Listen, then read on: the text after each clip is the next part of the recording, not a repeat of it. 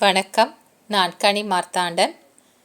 இன்றைய ஜோதிட வகுப்பில் வக்ர கிரகங்களுடன் சனி சேர்ந்திருந்தால் ஜாதகருக்கு நன்மை தருமா, தீமை தருமா, அதனுடைய பாதிப்பு அதிகமாக இருக்குமா, இது எப்படி கணிச்சு பார்க்கணும், அதை பற்றி தான் இன்னைக்கு ஜோதிட வகுப்பில் நீங்கள் தெரிஞ்சுக்க போகிறீங்க.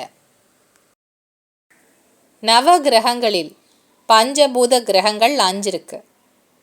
4 கிரகங்களில் 2 கிரகங்கள் நேர்கதியாக மட்டுமே பயணம் செய்யக்கூடிய கிரகங்கள். அது சூரியனும் சந்திரனும். இன்னும் 2 கிரகம் இருக்குது, அது ராகு கேது. இந்த 2 கிரகங்கள் எப்பொழுதுமே வக்ர கதியில் தான் இயங்கும். இப்போ ராகு கேதுவை எடுத்துக்கிட்டிங்கன்னா இந்த வருஷம் இந்த ஜனவரி மாதம் பார்த்திங்கன்னா கன்னி ராசியில் கேது இருப்பார், ராகு எங்கே இருக்கார், மீன ராசியில் இருக்கார்.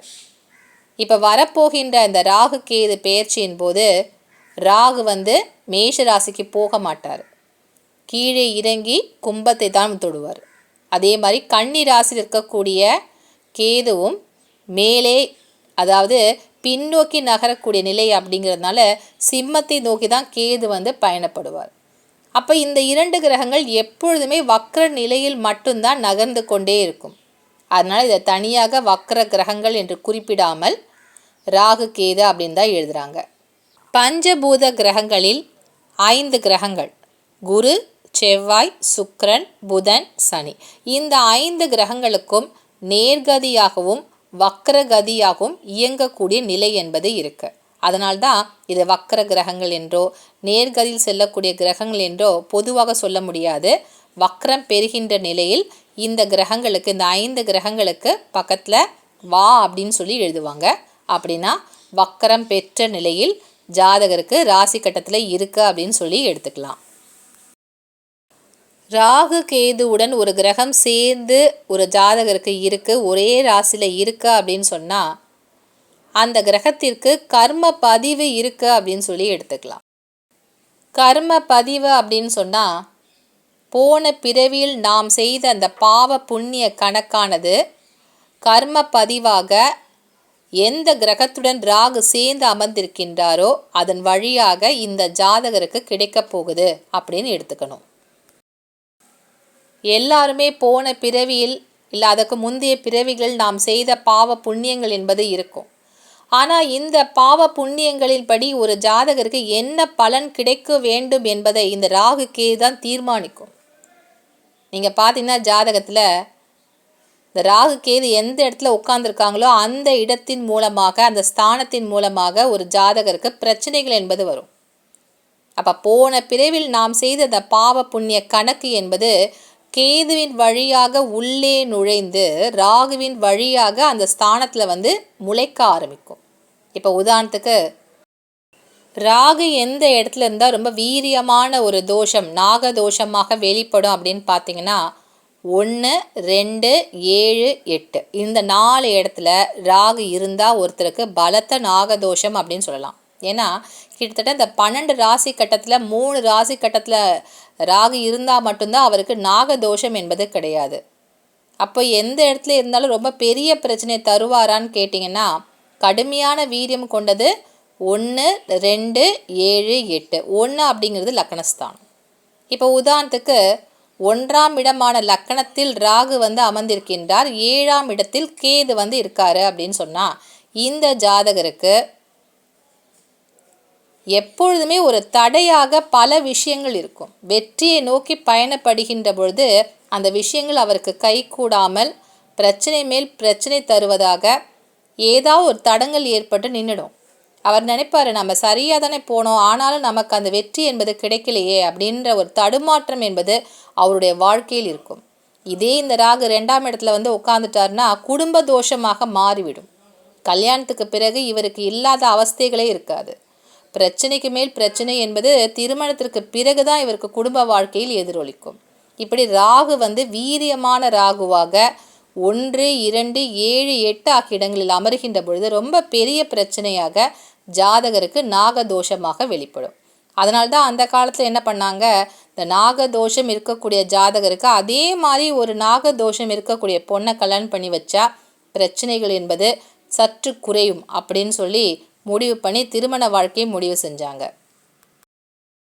கர்ம பதிவுகளை எதிரொலிக்கக்கூடிய ஒரு கிரகமாக ராகு இருப்பார். அதனால்தான் ராகுவுடன் ஒரு கிரகம் சேர்ந்து ஒரே ராசி கட்டத்தில் இருக்கு அப்படின்னு சொன்னால் அந்த ஜாதகருக்கு அந்த கர்மத்தினுடைய பலனானது எந்த கிரகத்தோட சேர்ந்து அமர்ந்திருக்கோ அந்த கிரகத்தின் மூலமாக ஜாதகருடைய வாழ்க்கையில எதிரொலிக்கும். இப்போ உதாரணத்துக்கு ராகுவுடன் சூரியன் சேர்ந்து அமர்ந்திருக்கின்றார் என்றால் இந்த ஜாதகர் பிறக்கும் போதே அப்பாவுக்கு ஏதாவது கண்டங்கள் இல்லை ஆரோக்கியத்தில் பிரச்சனைகள் என்பது ஏற்படும்.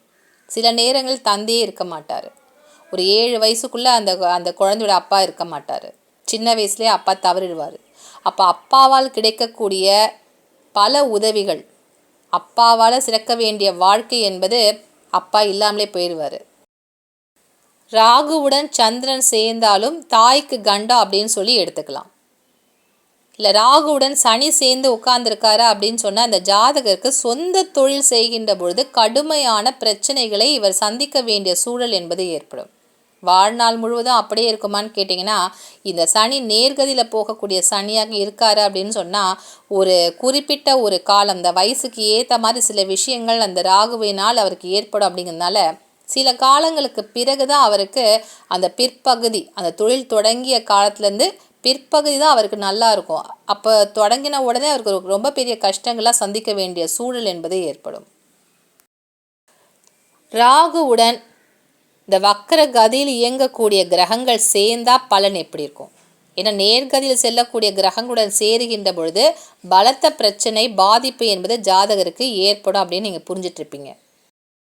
வக்கர கதியில் இயங்கக்கூடிய இந்த 5 கிரகங்களுடன் இந்த ராகு அப்படின்னா கேது சேர்ந்து ஒரே ராசி கட்டத்தில் இருக்கு அப்படின்னு சொன்னால் அந்த ஜாதகருக்கு என்னென்ன பிரச்சனைகள் நேர்கதியில் செல்லும்போது ஏற்படுமோ அதெல்லாம் இருக்காது. பிரச்சனைகள் என்பது குறைவாகத்தான் இருக்கும். பிரச்சனையே இல்லாத ஜாதக அமைப்பே இல்லை இல்லையா? அதனால் சில பிரச்சனைகள் இருக்கலாம், ஆனால் பாதிப்பு என்பது குறைவாகத்தான் இருக்கும். வக்கரகதியில் இருக்கக்கூடிய கிரகத்தோட ராகு சேர்ந்து உட்கார்ந்துருக்காரு அப்படின்னு சொன்னால் அந்த ஜாதகரை பார்த்தோன்னே சொல்லிடலாம் நீங்கள் தப்பிச்சிட்டிங்க, நல்ல யோகமான ஒரு ஜாதகர் அப்படின்னு சொல்லலாம். இப்போ ராகுவுடன் குருவும் வக்கரகதியில் இயங்கக்கூடிய குருவும் சேர்ந்து ஒரே ராசி கட்டத்தில் இருக்கு அப்படின்னு சொன்னால் அந்த ஜாதகருக்கு ஆயுசு கெட்டி அப்படின்னு சொல்லலாம். தீர்க்காயுள் கொண்ட ஒரு ஆண் ஜாதகர்.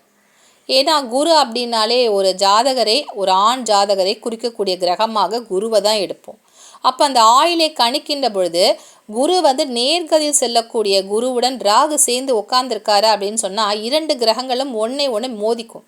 ஏன்னா நேர்கதியில் செல்கின்ற பொழுது குரு எப்படி போவார், தான் இருக்கக்கூடிய இடத்திலிருந்து அப்படியே இடதுபுறத்துலேருந்து வலதுபுறமாக வருவார். இப்போ மேஷராசியில் குரு இருக்காரு, அதே மேஷராசியில் தான் ராகும் இருக்காரு அப்படின்னு சொன்னால் இந்த 2 கிரகங்களும் எப்படி போக போகிறாங்க?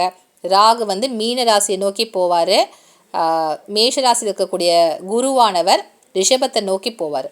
அப்போ இந்த 2 கிரகங்களும் ஒன்று மோதிக்கிற மாதிரி இருக்கும்.